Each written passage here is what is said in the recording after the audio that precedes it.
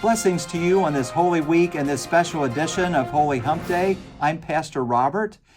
For today and for this week, I would have us reflect on the events of Holy Week and specifically to look at how the gospel writer John describes those events of Holy Week by tying it in with the creation story from the book of Genesis. And I find this very creative how John does this.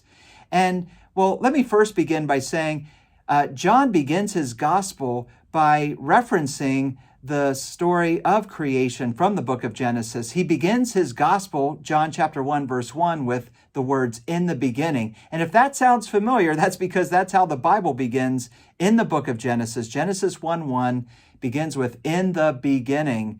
And so right away, John is letting us know that he has this connection in mind with the story of Jesus and the story of creation.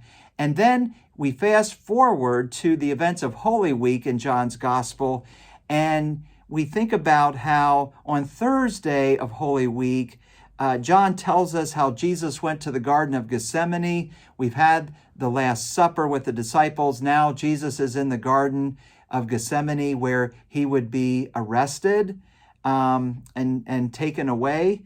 And if you remember in the story of creation, the Garden of Eden plays such a prominent role in the creation story. So the garden is something that John wants us to think about. Jesus is in the Garden of Gethsemane, and also how the Garden of Eden is a prominent part of the creation story in Genesis.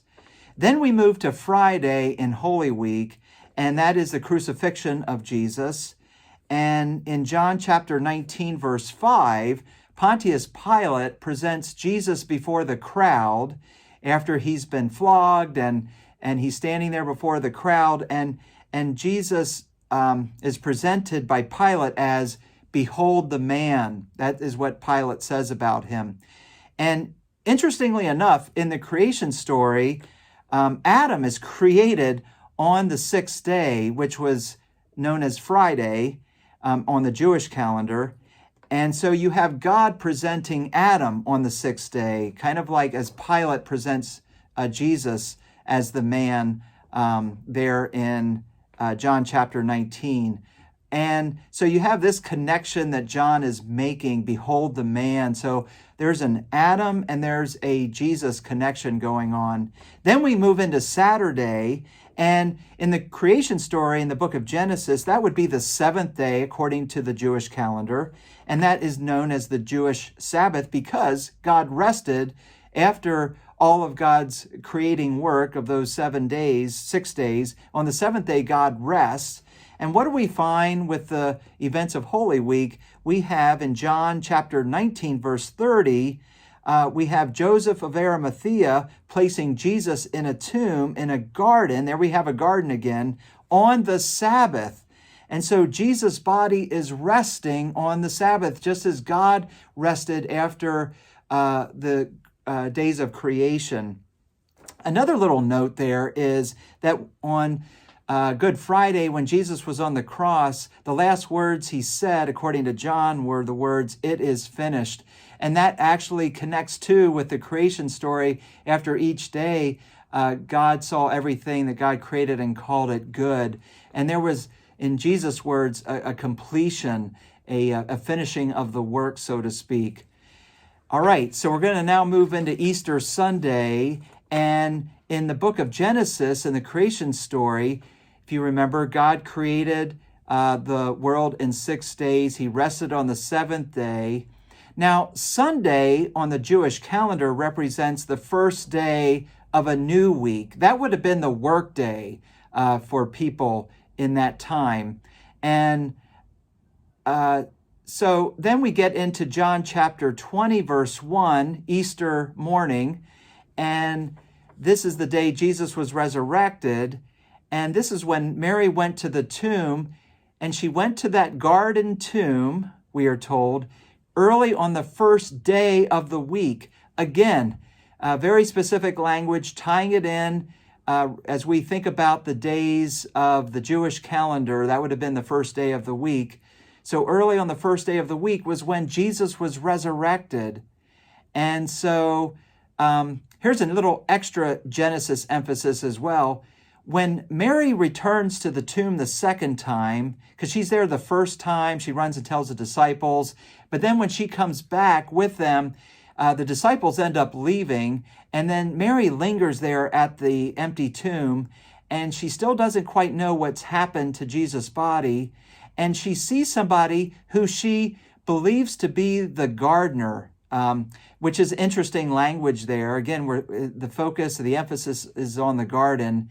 And it says, supposing him to be the gardener. Well, it ends up being Jesus. And then Mary realizes that it's the resurrected Lord that is there standing before her.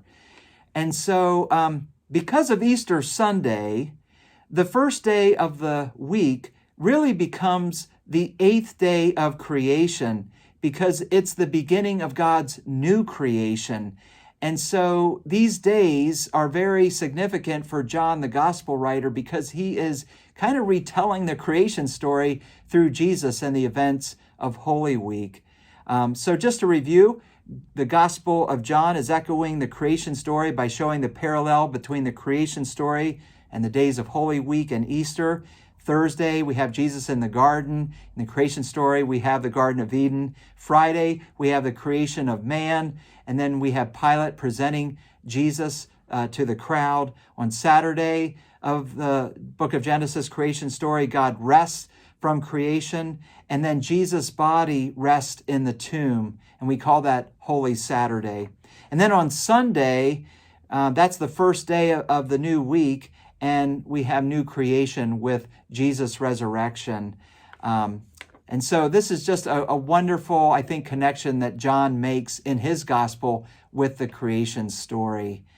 Join us this Sunday for our Easter new creation worship celebration. It'll be a 9 o'clock service in our chapel, also 10:30 in our sanctuary. Also, the live stream of the service on our church's YouTube channel beginning at 10:30.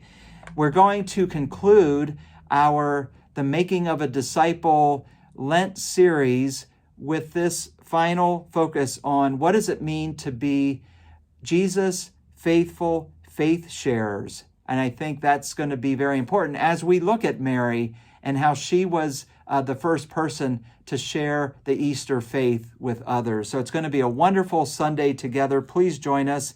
And may God bless you during this Holy Week and as we approach the Easter Sunday celebration.